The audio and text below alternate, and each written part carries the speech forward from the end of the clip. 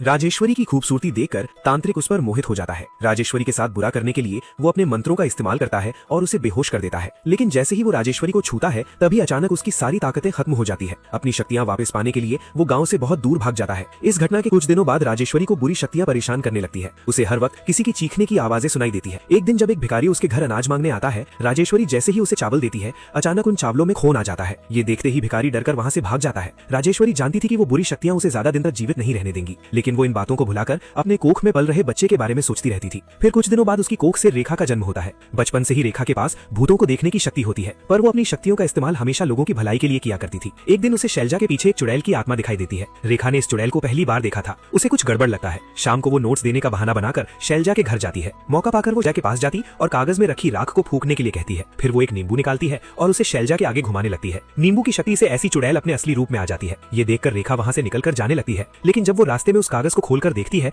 तो पाती है कि शैलजा ने जिस राख में फूंक मारी थी अब वो खून की तरह लाल हो चुकी थी। अगली सुबह वो तेजू को लेकर शैलजा के घर पहुंचती है। वो शैलजा के परिवार वालों को बताती है कि किसी ने शैलजा पर काला जादू किया है, लेकिन शैलजा के बड़े भाई को इन सब चीजों पर यकीन नहीं होता, इसलिए वो उनकी बातों पर ध्यान नहीं देता। अब शैलजा की हालत पहले से भी ज्यादा खराब हो चुकी थी। उसी दिन रेखा वापस आकर उन्हें कहती है, आप लोग जरा ध्यान देना, कहीं शैलजा रात में उठकर कब्रिस्तान तो नहीं जाती है। तब उसका बड़ा भाई हंसते हुए कहता है, तुमने तो देखी है उसकी हालत, वो अकेले चल भी नहीं सकती तो कब्रिस्तान कैसे जा पाएगी। लेकिन 12वें दिन की रात शैलजा अचानक बिस्तर से उठती है और कब्रिस्तान की तरफ जाने लगती है। अपनी बहन को जाते देख दोनों भाई उसका पीछा करते हुए कब्रिस्तान पहुंचते हैं। अब भाई को रेखा की बातों पर यकीन होने लगता है। वो शैलजा को रोकने की कोशिश करता है, लेकिन तभी तेजू उन्हें रोक लेता है। वो कहता है, अब आगे से जैसा मैं कहूँ तुम्हें वैसा ही करना है। दोनों भाई उसकी बात मान जाते हैं। अगले दिन तेजू बुरी शक्तियों से निपटने का उपाय जानने अपने मामा के पास जाता है। तब उसका मामा उसे एक यंत्र देता है और कहता है, कब्रिस्तान जाने से पहले इसे माथे पर लगा लेना और तांत्रिक को निपटाने के बाद इस जल को अग्नि में डाल देना। अब 16वें दिन की रात शैलजा फिर कब्रिस्तान आती है, लेकिन इस बार वहाँ पहले से ही उसका भाई रेखा और तेजू झाड़ियों में छुपकर ये सब देख रहे होते हैं। अब तांत्रिक अपने मंत्रों से शैलजा को अपने पास बुलाता है। शैलजा चुपचाप जाकर उसके पास बैठ जाती है। तब तांत्रिक हंसते हुए कहता है,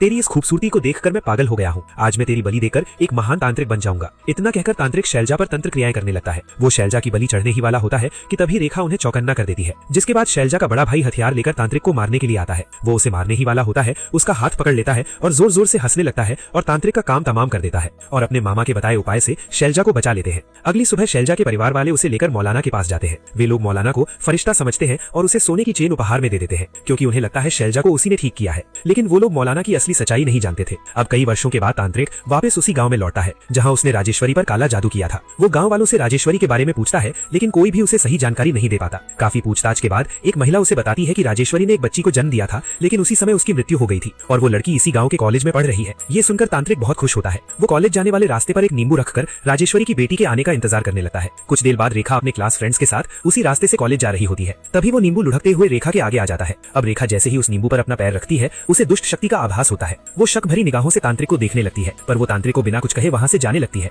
अब तांत्रिक उस नींबू को उठाकर जादुई चक्र के बीचों बीच रख देता है और तंत्र क्रियाएं करने लगता है। उसी रात जब रेखा गहरी नींद में सो रही होती है, तभी एक चुड़ैल उसके कमरे में प्रवेश करती है। कदमों की आहट से अचानक रेखा की नींद खुल जाती है। तब वो चुड़ैल रेखा को तांत्रिक के पास जाने को कहती है, पर रेखा कोई जवाब नहीं देती। जिसके बाद चुड़ैल उसके बालों को पकड़ उसे अपने साथ ले जाने लगती है। अपनी जान बचाने के लिए रेखा बिस्तर के नीचे रखी सुरक्षा चक्र को पकड़ लेती है, जिससे वो चुड़ैल वहां से गायब हो जाती है। इस घटना से रेखा बहुत डरी हुई थी। अगली सुबह वो मौलाना के पास जाती है और उसे सारी घटना बताती है। जब मौलाना उसके माथे पर हाथ रखता है तो उसे सारी बातें पता चल जाती है। वो रेखा को बताता है, तुम्हारे ऊपर किसी ने काला जादू करने का प्रयास किया है, मुझे जल्दी इसका निदान करना होगा। वो रेखा को अंदर चलने को कहता है और फिर निदान की प्रक्रिया शुरू कर देता है, जिससे तांत्रिक की साधना भंग हो जाती है। उसी रात जब मालवी शमशान के रास्ते अपने घर जा रहा होता है, तभी रास्ते में उसे किसी के हंसने की आवाज सुनाई देती है। डर के मारे वो इधर उधर देखने लगता है। उसका चेहरा दोनों हाथों से ढका होता है। मौलवी हैरान रह जाता है। वो धीरे धीरे उसके पास जाता है, ये देखने के लिए कि वो है कौन। जैसे ही औरत अपने चेहरे से हाथ हटाते हैं, वो एक डरावनी पिशाचिनी में बदल जाती है। उसका भयानक रूप देखकर मौलवी बुरी तरह घबरा जाता है और अपनी जान बचाने के लिए वहां से भागने लगता है। लेकिन तभी वो पिशाचिनी उसके सामने प्रकट हो जाती है और एक झटके में उसकी गर्दन मरोड़ देती है,